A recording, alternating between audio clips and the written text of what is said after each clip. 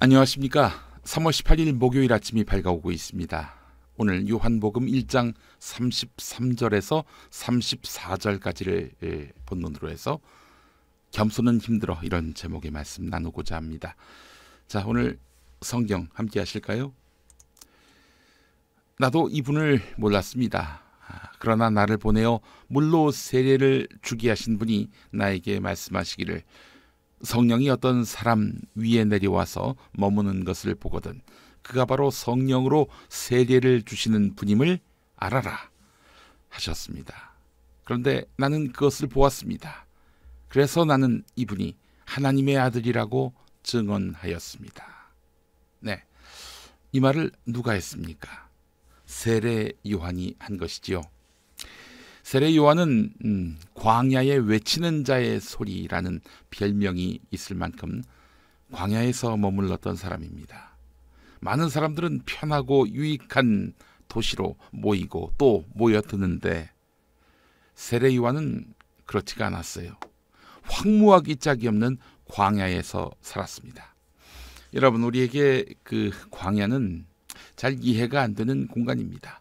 한국의 광야와 이스라엘의 광야는 달라요. 이스라엘의 광야, 당시만 해도 낮에는 일사병, 밤에는 월사병이 도살이었습니다. 달빛에 몸이 상하는 병이 월사병 아닙니까? 또 맹수가 우글거리는 공간이었어요. 풀 한 포기, 과일 하나 없었으니 얼마나 쓸쓸하고 고독했을까. 더러는 공포에 쩔었을까. 그래서 예수님이 40일 동안 광야에서 시험 받으신 일은 간단한 일이 아닙니다. 네. 그냥 40일 동안 광야에서 멍 때리다가 시간 보내신 거 아니에요. 예. 자, 저처럼 먹는 게 중요한 사람은요, 과연 세례 요한이 광야에서 살면서 뭐 먹고 살았을까? 여기에도 많은 관심이 생기더라고요. 보니까 메뚜기와 석청을 먹었다는 거 아닙니까? 메뚜기와 석청. 메뚜기는 아시죠? 석청은 들꿀이라고 말할 수 있습니다. 메뚜기는 단백질 덩어리죠. 들꿀은 오늘로 말하자면 로얄 젤이라고 불려도 무색함이 없지요. 예. 하여간 고단백의 로얄 젤리. 그러면은 세례 요한이 영양식을 즐겼다는 말일까? 광야에 나가서 보양식을 즐겼다는 말일까? 그렇지 않습니다. 메뚜기를 날걸로 먹게 된다면 여러분 생각해 봅시다. 머리 떼고 다리 떼고 날개 떼면은 먹을 게 있어요? 또 한두 번 먹으면 맛있지 계속 그것만 먹으면 정말 질릴 겁니다. 들꿀 역시 우리가 먹는 꿀과 같습니까? 양봉기술로 해서 얻어낸 꿀이 아닙니다. 그래서 당시에 메뚜기의 들꿀을 먹었다는 것은 가난하게 살았다, 가난하게 살았다, 이렇게 보는 것이 정확합니다. 결국 세례 요한은 애써서 청빈한 삶을 살았다, 작정하고 청빈한 삶을 살았다, 이렇게 봐야 할 것입니다. 그렇게 해서 예언자의 삶을 살았던 사람이다, 이렇게 봐야 합니다. 아마 애써서 이렇게 사는 것을 두고 많은 사람들이 뜯어 말렸을 겁니다. 야, 너 그 고생길 열리는데 왜 광야로 가서 그렇게 살려고 하느냐, 왜 오지랖을 떠느냐, 이렇게 아마 만류했을 거예요. 그런데 비슷한 삶을 살았던 사람이 있었습니다. 오리게네스라는 신학자이자 교부인데요.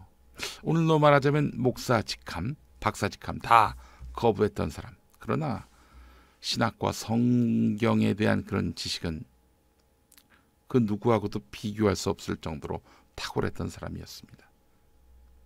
그래서 하나님의 품성을 담고자 했던 것이죠. 이 사람은 성욕을 내 힘으로 감당할 수 없다, 이렇게 생각했던 모양입니다. 그래서 어떻게 했느냐? 스스로 성기를 절단했습니다. 자기 성기를 잘라냈어요. 세례 요한은 그렇게 하나님의 품성을 담고자 애썼던 사람이었습니다. 그래서 많은 사람들에게 신뢰를 얻었고 나아가 혹시 메시아 아닐까 하는 그런 질문도 많이 받았습니다. 당시만 해도 말이죠. 어느 집에서 여인이 아이를 잉태하면요. 혹시 저 아이가 저 여인의 뱃속에 있는 아이가 메시아 아닐까 하면서 기대를 한 몸에 받았습니다. 그래서 아이가 태어났는데 울음소리가 우렁차면요. 어이구 이 친구 메시아감인데 이렇게 또 생각을 했던 거예요. 여러분 그 예수님 탄생 이야기 중에 헤롯 왕이 자기 체제를 무너뜨릴 메시아가 나왔나 걱정이 돼서 신생아들을 다 학살한 이야기 들어보셨죠? 아마 그것도 당시에 태어난 아기 중에 메시아가 나올 것이다 라는 인식이 퍼져 있었기 때문에 헤롯 왕이 장래의 화근을 없애려고 했던 것 아닌가 하는 그런 추정을 해보게 됩니다. 세례 요한은 메시아에 대한 기대를 한 몸에 받았던 인물이다 말씀드렸지요. 그래서 너는 혹시 메시아가 아니냐라는 질문을 받을 때마다 그때마다 세례 요한은 아니야 나는 아니야 이러면서 손사래를 쳤습니다. 여러분 그 정치는 말이죠. 정치를 해봤지 않습니까? 정치는 없는 것도 있다고 과장하고 또 그렇게 떠벌리는 게 정치입니다. 그래요. 없음에도 있는 것처럼 말하는 게 정치인데 선거 때 출마를 했어요. 누군가 내 이름을 연호합니다. 하지만 낙선을 하게 되잖아요. 그래도 가끔씩 꿈에 내 이름을 연호하는 사람들이 막 생각이 납니다. 내 앞에서 김용민, 김경은 막 이러면은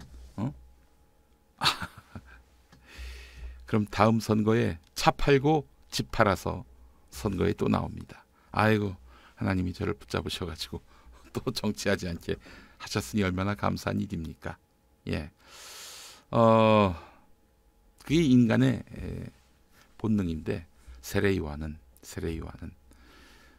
자신에게 당신 메시아 아니냐 이렇게 물어보는 사람들에게 한 사람도 빠짐없이 나는 아니다 이렇게 이야기를 했어요.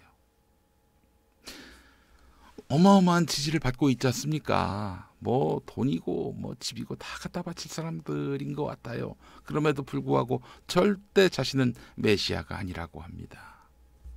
그런데 이름 모르는 청년 하나가 나타났어요.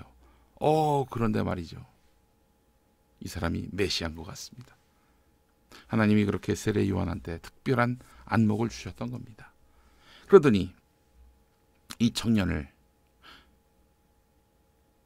우리가 찾던 메시아다 이렇게 축혀 세웁니다. 그런 식으로 해서 주님의 길을 예비합니다. 여러분 나를 깎아내리고 남을 축혀 세운다 이거 흉내내기 어려운 일입니다. 이건요 평소에 인격 수양이 돼 있어야 합니다. 자기가 어떤 사람인지 늘 자아 성찰이 돼 있어야 하는 겁니다. 게다가 민중이 자기를 지지하는데 자기 말고 딴 사람에게 그 지지를 몰아준다. 저 사람 메시아다. 저 사람이 우리가 기다렸던 그리스도다. 라고 이렇게 말한다. 이건 정말 자기를 이기는 극기의 자세가 아니고서는 불가능합니다. 예수님이 오늘 갑자기 짠 하고 나타났어요. 그러면은 우리 추종자가 많은 목사들은 저분이 예수님이시니 저분을 따르라 이렇게 신자들한테 얘기할까요? 저는 99%는 그렇게 못한다고 봅니다. 이 신자들은 내 신자다. 내가 뭐 속옷 벗으라고 하면 벗는다.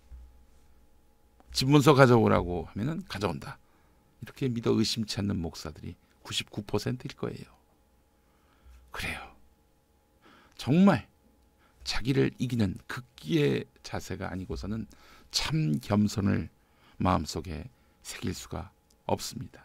그래서 하나님의 뜻과 내 삶을 일치시켜 나가는 노력을 늘 기울여야 합니다. 이것이 바로 인격 수양인 것입니다. 이 아침에 보리떡을 통해서 하나님의 뜻과 내 삶을 일치시켜 나가는 여러분이야말로 요한의 삶을 닮아가는 귀한 분들입니다. 말씀을 정리하겠습니다. 요한은 자신이 어떤 한계가 있고 어떤 사명을 지고 있는지 분명히 알았습니다. 숱한 광야에서의 수련을 통해서 모든 개인적인 욕망을 접었습니다. 그의 겸손은 그래서 진정성이 있는 겸손이었습니다. 진심이 담긴 겸손이었습니다. 우리 모두 겸손의 사람이 돼서 많은 사람들에게 감동을 주고 싶어 하지요. 그러나 겸손은 하루아침에 이루어지는 것이 아닙니다. 나를 극복하는 길은 그렇게 쉽게 이루어질 수 있는 일이 아니에요. 늘 항상 가장 공인된 하나님의 말씀인 성경을 가까이 하고 또한 기도하는 생활 잊지 마시고 나를 이겨 겸손에 이르는 삶을 살도록 합시다. 함께 기도하겠습니다. 하나님, 세례 요한의 삶을 따라 우리도 욕망에 지배당하지 않고 순전함을 추구하게 하옵소서. 겸손이 일상이 되어 겸손이 근육과 뼈가 되게 하옵소서. 자기 몸을 낮춰서 희생하신 진정한 겸손의 표본, 겸손의 본질이신 우리 주 예수 그리스도의 이름으로 기도합니다. 아멘.